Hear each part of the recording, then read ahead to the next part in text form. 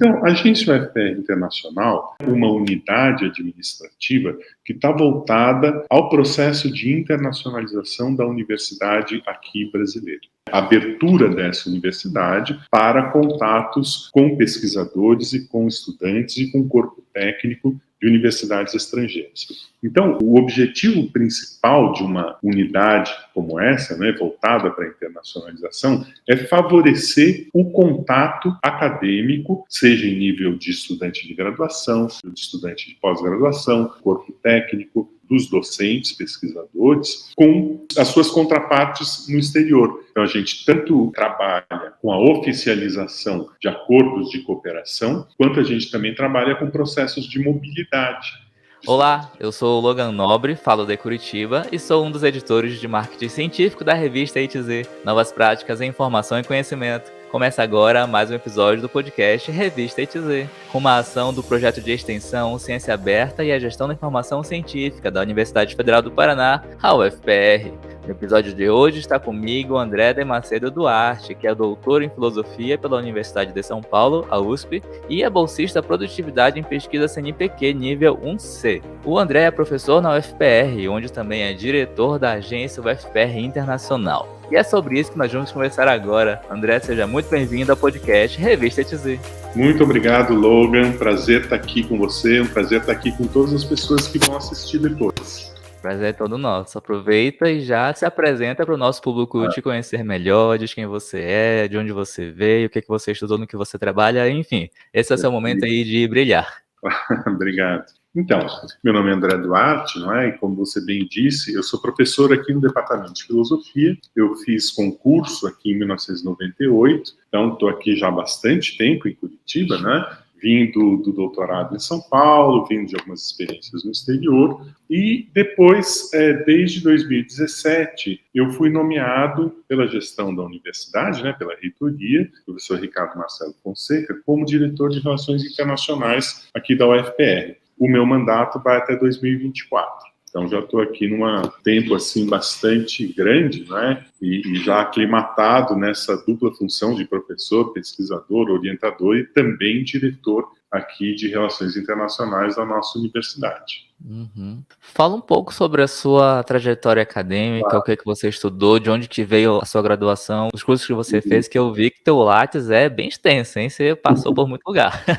Obrigado. Então, eu fiz a graduação na Unicamp nos anos 80 em Ciências Sociais. Enfim, eu sou um pouco fruto desse momento de redemocratização do Brasil, início dos anos 80. E naquele momento eu queria fazer sociologia, coisa assim, e fui fazer o curso de Ciências Sociais. Achei um curso muito interessante, mas eu fui me dirigindo muito para uma área assim, bastante mais teórica. Eu gostava assim, dos clássicos, seja das Ciências Sociais ou da Filosofia.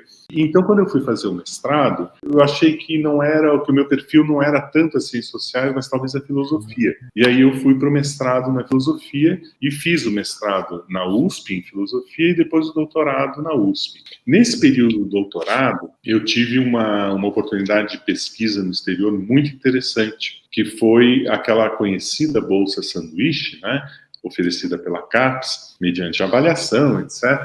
E eu fui para Nova York. Eu fui para uma universidade lá, que se chama New School for Social Research, e fiquei lá 2 anos. Esse período assim de formação foi muito interessante para mim, porque eu tive uma formação muito forte aqui no Brasil, mas depois 2 anos de pesquisa lá fazendo doutorado. Então aí realmente abriu um universo assim muito grande de possibilidades, a experiência de viver fora. Começa por aí, foi minha primeira vez vivendo fora do Brasil, então eu tinha, 28 anos.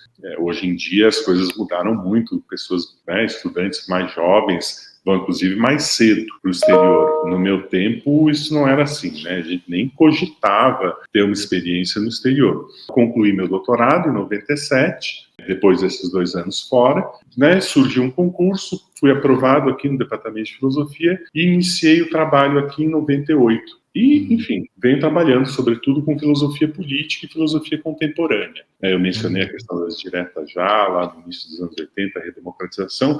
Acho que esse momento aí dos anos 80 me marcou meio que definitivamente, né? Tem algumas experiências que a gente tem quando mais jovem que realmente direcionam o caminho da gente, né? Então eu trabalho com filosofia política, discutindo questões sobre democracia, sobre novas formas de vida numa chave ético-política. Eu trabalho muito com temas de contemporaneidade.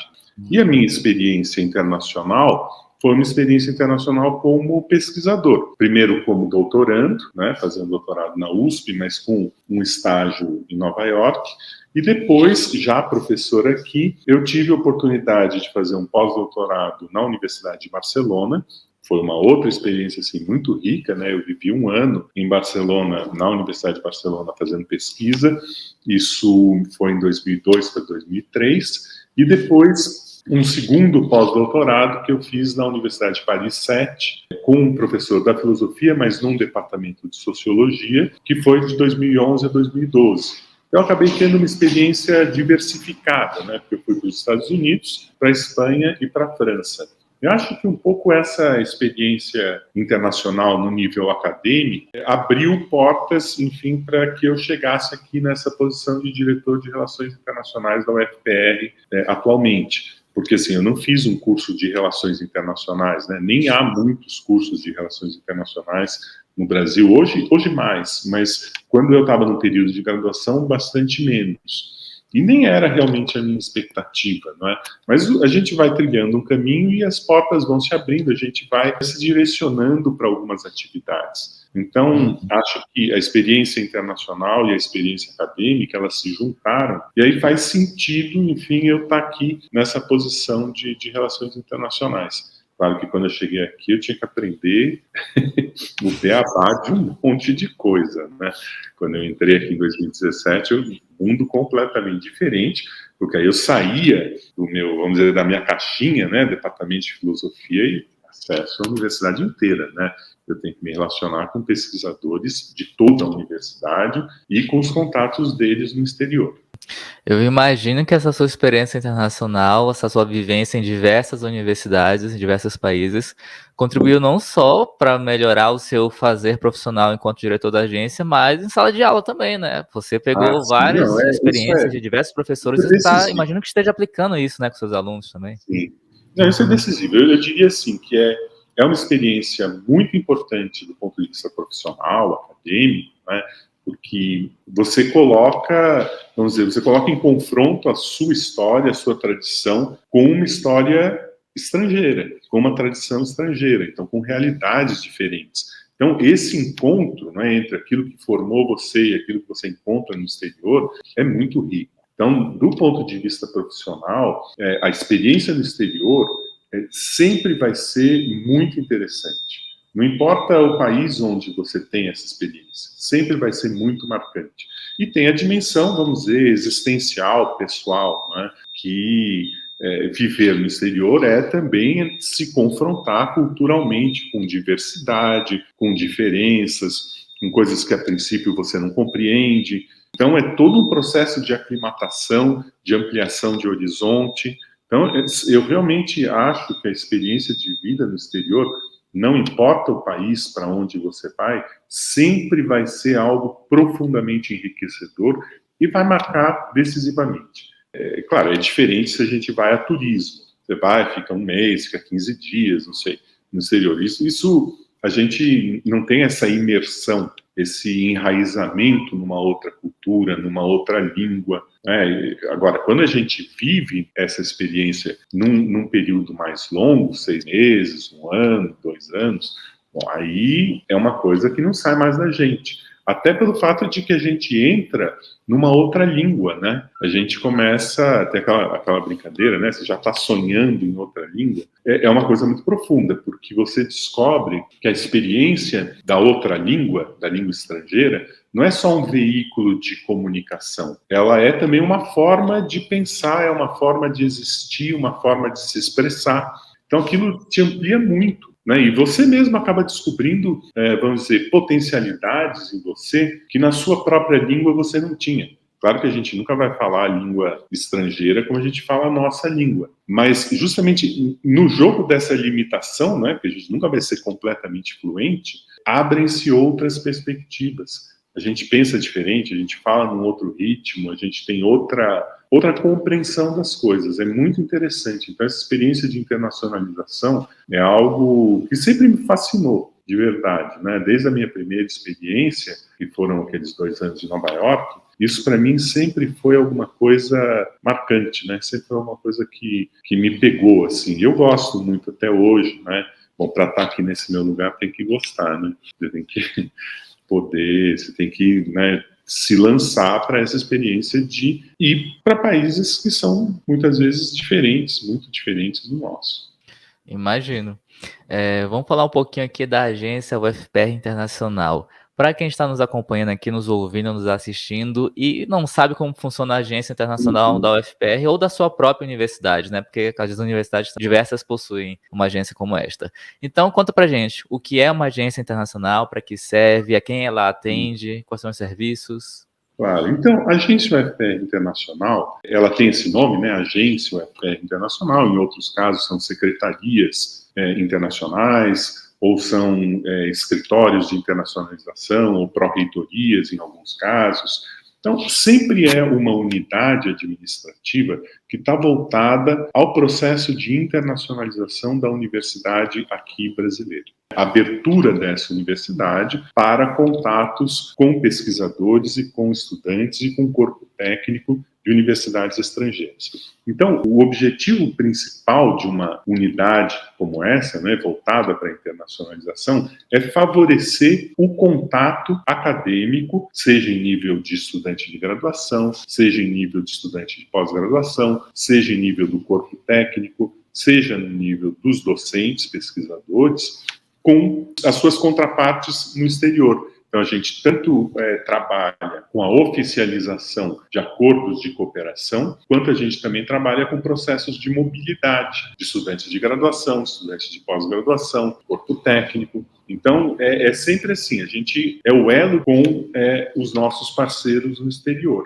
No nosso caso aqui na UFPR, a agência ela foi criada no final de 2016 e eu assumi em janeiro de 2017 com uma estrutura que havia assim, um desenho no papel e eu fui tornando esse desenho institucional que tinha lá um regimento inicial, eu fui dando corpo a essa unidade, né? Então hoje sou eu aqui o diretor, né? E temos 3 coordenações que ficam abaixo de mim, tem 3 pessoas que lidam com coordenação de mobilidades, trabalha com todo o processo de estudantes de graduação, seja os estudantes que vêm para a UFPR, seja os estudantes que saem da UFPR para o exterior, que é o professor Luiz Gardenal. Temos uma coordenação de cooperação internacional, que é a doutora Ana Tempesta, que é uma técnica cedida do CNPq, que tem muitíssima experiência em diplomacia acadêmica, porque ela veio do Ministério de Ciência e Tecnologia, então do MCTI, né, inovação. Então, ela tem muita experiência nesse campo de estabelecimento de acordos de cooperação, abertura de novos projetos de pesquisa para docentes. Então, ela trabalha, sobretudo, com os docentes, né? O Luiz Gardenal, sobretudo, com os estudantes de graduação. E temos também uma outra coordenação, que é a coordenação de políticas linguísticas, que é a professora Adriana Brahim, que é professora do CEPT. E ela trabalha, então, com toda a política de capacitação, de proficiência, de aperfeiçoamento das nossas capacidades com língua estrangeira, sejam alunos, sejam técnicos, sejam docentes. Não é? Porque, evidentemente, se a gente pensa em relações de internacionalização, a gente tem que ter capacitação linguística. Então, isso é muitíssimo importante, não é? Então, são essas 3 coordenações. Aí temos um corpo técnico relacionado com a cooperação internacional, temos um corpo técnico relacionado com a mobilidade dos estudantes, e no caso da professora Adriana, das políticas linguísticas, ela também coordena o CAPA, que é o Centro de Assessoria à Publicação Acadêmica, que é, vamos dizer, aquela ideia do Writing Center, não é? Que é essa instância que trabalha no âmbito de capacitação linguística, sobretudo a tradução ou revisão de artigos acadêmicos para publicação no exterior. E temos ainda uma secretária executiva e uma secretária do financeiro. Então, essa é a nossa estrutura, né? Nós somos 13 pessoas aqui. Não é uma estrutura grande, mas é uma estrutura que tem muito trabalho, que é uma estrutura, assim, bastante complexa, porque visa atender a comunidade universitária do UEPR como um todo. Olha, se essa estrutura para atender a universidade inteira, vocês têm muito trabalho. Tem É muito muita trabalho. coisa para fazer. E vocês atendem, não, eu imagino que vocês atendam não somente os alunos e professores e técnicos a partir de convênios com universidades estrangeiras, mas também, por exemplo, um aluno, sei lá, de mestrado, conseguiu uma bolsa e quer fazer um mestrado de sanduíche por conta própria, porque ele foi atrás da bolsa, ele foi atrás desse recurso e conseguiu, e chega na agência internacional e fala, olha, eu não vim por um edital da UFPR, por uma coisa institucionalizada aqui de dentro, mas eu consegui. Vocês me ajudam numa questão documental, de tradução juramentada, esse tipo de coisa? Vocês também prestam esse serviço? A gente faz esse serviço, né? O nosso principal foco é o trabalho com os editais. Mas a gente também presta assessoria a estudantes ou a docentes quando eles abrem uma via de internacionalização que parece ser relevante, né? Então, a gente estabelece contatos, a gente verifica, avalia se eles têm interesse em estabelecer um acordo de cooperação. No caso de estudantes de graduação, se a gente tem uma mobilidade de estudantes, seja para enviar um estudante ou para receber um estudante, então a gente sempre vai ter que estabelecer um acordo de cooperação. No caso de pós-graduação, não necessariamente, mas é sempre bom que a gente possa estabelecer, porque aí a gente tem um registro. O acordo, a parceria fica institucionalizada. E assim a gente pode ir avaliando a importância dessa parceria para ver se, depois de um tempo, quando aquilo expira, se é o caso de renovar, se não é o caso de renovar. Então, tem todo um trabalho também de acompanhamento institucional das ações de internacionalização. No caso dos docentes, é a mesma coisa. Muitas vezes, eles trazem para nós, aliás, o mais frequente é isso, eles trazem demandas deles para nós. E aí a gente tem que entrar em contato com os escritórios de internacionalização das universidades do exterior, temos que avaliar, enfim, o perfil daquela cooperação, se aquilo implica mobilidade, se aquilo já tem trabalhos acadêmicos em conjunto, em andamento. Então, é todo um trabalho de acompanhamento. A gente está frequentemente, né, toda semana a gente está em contato, seja por e-mail, seja por reunião presencial, seja por reunião virtual, a gente está sempre em contato com a contraparte estrangeira.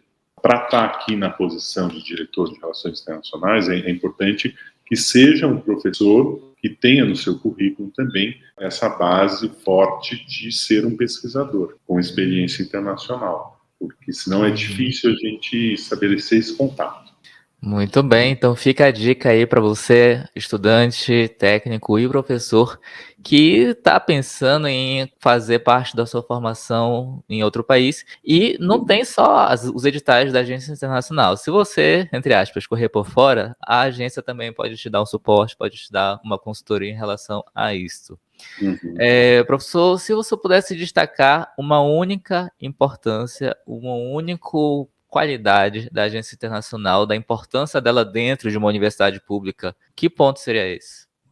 Eu acho assim, não há produção do conhecimento se a gente fica fechado no interior das nossas próprias fronteiras. Então, a abertura de fronteiras, a ampliação de horizonte, é o passo decisivo para o aperfeiçoamento da produção do conhecimento. Não é simplesmente essa ideia de que nós somos inferiores na produção do conhecimento, a gente precisa dos países europeus, das universidades europeias, ou asiáticas, ou norte-americanas, ou coisa que vale. A universidade brasileira, ela não é uma universidade inferior, mas é que esse confronto com experiências, com tradições distintas, seja no nível norte-sul, seja no nível sul-sul, é decisivo. Então, a cooperação acadêmica é o coração da internacionalização e é o coração da produção do conhecimento, que é a tarefa principal da universidade. Então, assim, universidade sem internacionalização é uma universidade menor, é uma universidade mais acanhada. Então, o processo de internacionalização, ele está diretamente relacionado à produção do conhecimento, que é a atividade fim da universidade. Muito bem. E só poderia falar alguma das novidades aí da agência para 2023, agora neste ano, ou algum edital aberto, alguma coisa que o senhor queria divulgar? Olha, a gente está investindo muito na área das políticas linguísticas, né? A gente tem, por meio de um programa do MEC que se chama Idiomas Sem Fronteiras, a gente tem aberto muitos cursos para alunos, para professores em vários idiomas, inglês, espanhol, alemão, cursos predominantemente online e que, portanto, podem alcançar a comunidade universitária como um todo, não só aqui o campus de Curitiba, mas também as unidades no interior. Isso tem sido uma ação muito importante. E outra ação interessante que a gente está retomando agora, cursos de capacitação para os nossos docentes oferecerem disciplinas em língua estrangeira, aí predominantemente em inglês.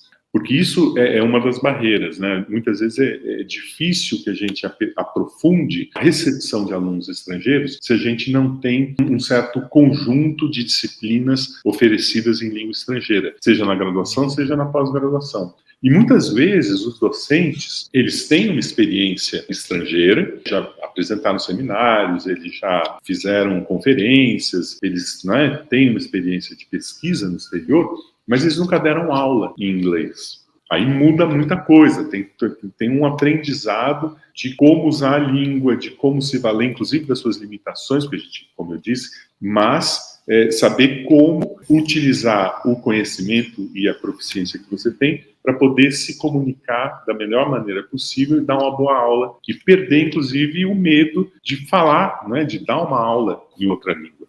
Então, esses cursos, o English as a Medium of Instruction, a gente tem investido muito nisso, é um trabalho que já vinha sendo iniciado pelo coordenador anterior do CAPA, que é o professor Ron Martinez, e a gente está retomando isso agora com a professora Adriana, então a gente está investindo muito nisso, também com parcerias com o Centro de Línguas da UFR, o CELIM também está retomando pós-pandemia, né? Então, esse é o nosso trabalho, um pouco nosso dia a dia. Tem um trabalho burocrático, tem um trabalho que é de prospecção, de pensar projetos, né? Então, é um negócio bem complexo.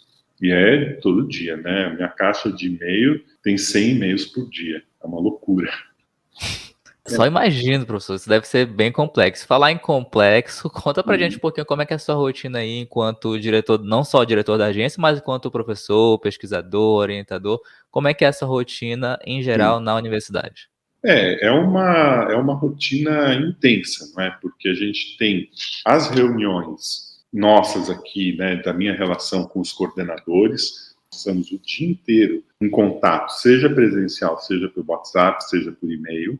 Tem a resposta às demandas que chegam dos nossos docentes e dos docentes do exterior que estão em relação com os nossos pesquisadores. A gente tem muita participação em várias, vamos dizer, instituições internacionais voltadas para a internacionalização do ensino superior, na América Latina e no exterior, na Europa, nos Estados Unidos. Essas instituições também estão o tempo inteiro propondo reuniões para nós. Ontem à tarde, eu passei a tarde inteira numa reunião da Associação de Universidades do Grupo Montevidéu, a UGM, que é uma rede de universidades aqui da América Latina, envolvendo algumas universidades brasileiras, da Argentina, do Uruguai, do Chile, da Bolívia e do Paraguai. Então, a gente tem esse escopo aqui, nessa região Cone Sul, da América Latina, essa rede de universidades, e tem todo um trabalho muito intenso, assim, de mobilidade de estudantes, mobilidade de servidores técnicos, mobilidade de pesquisadores, enfim, uma infinidade de coisas. Mas isso é o lado institucional, o gestor que participa desse processo de internacionalização da universidade. Fora isso, aí eu tenho os meus alunos de pós-graduação, eu oriento muitos doutorandos, e aí tem, claro, reunião do departamento, reunião de pós-graduação, colegiado de pós-graduação, escrita de artigos, pareceres, orientação, aulas, enfim, participação em eventos científicos da minha área. Eu também, como eu sou pesquisador do CNPq, isso significa que eu recebo uma bolsa do CNPq para produzir artigos científicos e formar quadros para futuros para a universidade, Então, sobretudo, no meu caso, eu tenho trabalhado sobretudo com doutorandos, e aí é uma orientação com alunos mais maduros, alunos e alunas que já têm um caminho da pesquisa, são 4 anos de tempo de duração do doutorado, Porque no mestrado, para mim, está difícil, porque são alunos que estão recém-egressos da graduação e que têm que concluir um processo de pesquisa em 2 anos. Então, eu tenho evitado pegar alunos de mestrado porque eu não consigo, né? Não dá tempo. Então, eu tenho que fazer toda uma divisão difícil entre o meu envolvimento como gestor e o meu envolvimento como acadêmico. Essa negociação do tempo não tem, assim, uma fórmula. É um negócio difícil, que a gente, uma hora você sente que está deixando de lado o lado acadêmico, outra hora você, não, eu estou muito no acadêmico, eu preciso voltar aqui, tem 200 e-mails que eu tenho que responder. Então, cada dia, cada semana, a gente vai tentando equilibrar como dar conta de tarefas que são distintas. Uma coisa é o gestor, outra coisa é o professor, o pesquisador, o orientador. Às vezes se encontram, mas, em geral, é uma rotina que você tem que ligar o modo pesquisador, professor, orientador, desliga o modo gestor, liga o gestor. É uma negociação infinita. Falar em negociação e equilíbrio, se você pudesse elencar apenas uma dor e uma delícia de ser gestor numa universidade pública, quais seriam essas? Olha, a dor é evidente, que é o ataque político às universidades públicas e a questão e o corte do financiamento. Essa é a dor maior, a mais evidente, aquela que, enfim, todo e qualquer corte danifica a universidade como um todo e o processo de internacionalização, sobretudo, porque ele é um processo caro. A delícia é o trabalho coletivo na agência e o trabalho coletivo que é a minha participação dentro de um corpo de dirigentes, né, de administradores aqui da universidade, que é um time. Fazer parte aqui da gestão do professor Ricardo Marcelo Fonseca, para mim, eu acho que vamos dizer, a grande delícia, né? Você saber que você está num time competente, comprometido e tentando fazer o melhor para a universidade em tempos tão difíceis. Então, a dor e a delícia estão ali, como na música do Caetano, né? Um do lado do outro. Muito bem. E quem que é o André fora da universidade? Quais são os seus hobbies? O que você faz no seu tempo livre? O que o Lattes não conta sobre você? Olha, tá difícil, né? Assim, no meio de tanta coisa que eu te falei, não sobra muito tempo, não. Né? Realmente, a minha vida depois de 2017 mudou muito. Mas, assim, eu gosto muito de fotografia e eu gosto muito de cinema. Então, na medida do possível, né, é um pouco brincar com a fotografia, porque eu não tenho nenhuma experiência profissional, e assim, um cultivo do cinema. Acho que o cinema e música são duas coisas assim, que têm muita importância para mim, embora hoje em dia eu tenha pouco tempo, né, porque toda essa dinâmica de trabalho, ela não é de segunda a sexta, ela é de segunda a segunda. Entende? Então, fim de semana, é raro o fim de semana em que eu posso dizer, não tenho nada para fazer. Às vezes eu deixo de fazer alguma coisa que eu tenho que fazer. Mas, então, o tempo livre é alguma coisa um pouco escassa. Mas quando eu tenho tempo, aí cinema e música são duas coisas muito importantes. E a fotografia, que eu gosto de brincar, enfim, gosto de seguir blogs de fotógrafos, gosto de fotografar também. Mas isso diminuiu também bastante. Então, assim, tá difícil, né? E pra gente encerrar aqui, você gostaria de fazer alguma indicação cultural, um filme, um livro sobre qualquer assunto? Assim, o último filme que eu vi, que eu achei muito interessante, foi um filme argentino, não vou lembrar agora o nome do diretor, mas o título é 1985. E que remete justamente àquele começo da minha fala aqui, que eu falei da redemocratização, é o caso também da Argentina, né? 1985 é um momento na Argentina em que é preciso tomar uma decisão pós-ditadura militar na Argentina, se vai haver uma investigação e uma punição dos crimes cometidos pela ditadura ou não. E esse é um momento crítico político na Argentina. E aí o filme com o conhecido ator Ricardo Darín, né, que acho que talvez o maior ator argentino aí dos últimos 20 anos, 30 anos. Então é um filme interessante que conta essa história de como foi instalado uma comissão de investigação que tinha que tomar a decisão de investigar e processar e eventualmente punir a junta militar responsável, enfim, por diversos crimes, torturas, desaparecimentos na Argentina. Muito bem, a indicação estará aí na descrição do episódio. Professor André, muito obrigado por ter aceito o convite e ter vindo aqui conversar conosco. Um prazer, prazer.